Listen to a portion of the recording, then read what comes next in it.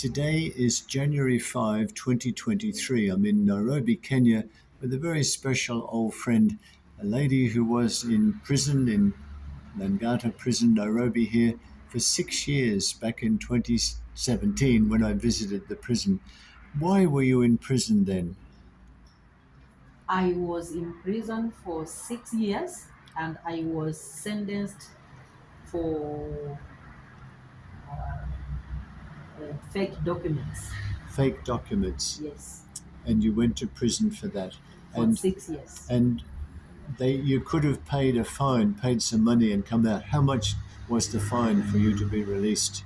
My fine was 200,000 and I was unable to get even a single shilling.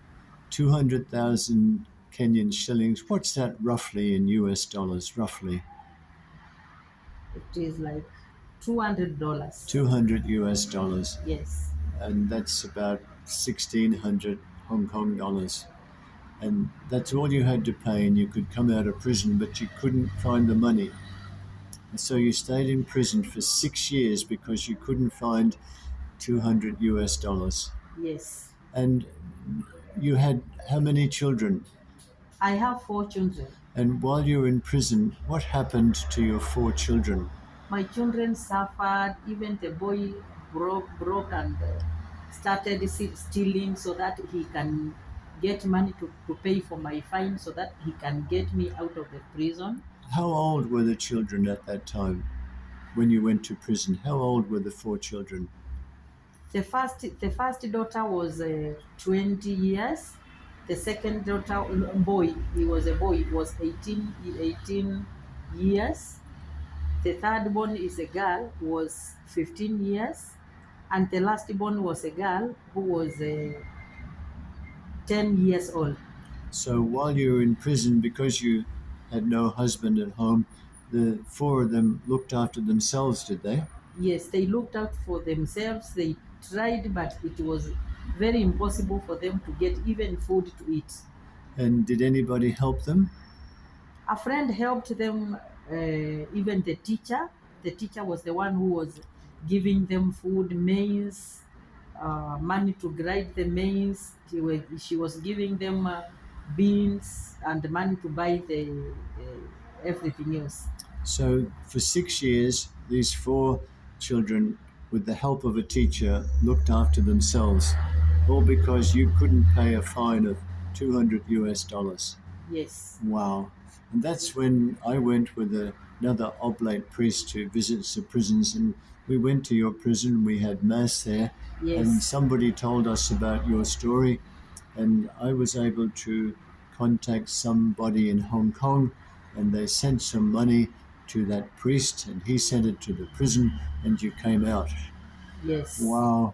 I yes. feel so sad that people, especially mothers with children, are in detention here and could come out if they could pay a fine, but can't get the money. It's very, very sad. It was very sad because even I'm a single parent. I was the breadwinner for my children, so they suffered a lot. Okay, and then there's more to this story because when you came out, since you've come out, what have you done? You've studied something and learned a trade.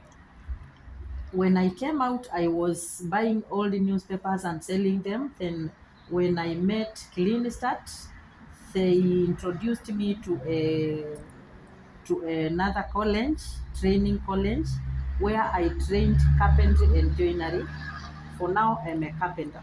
So Clean Start, the NGO Clean Start, introduced you to that group, and now you're a fully qualified carpenter, a lady carpenter. Wow, that's a wonderful story. And you say you're hoping to start a little business, is that right?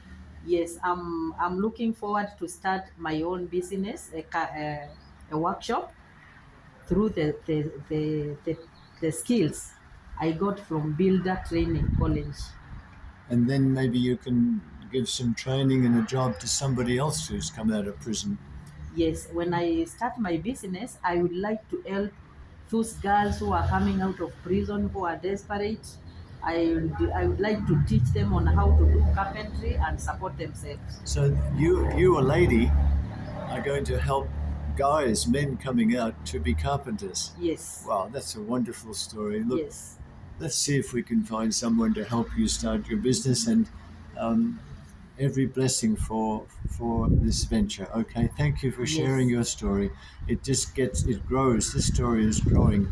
Thank you very, very much, and God bless you for the future. Okay, Thank you so much, Father thank you. John. Okay. Yes.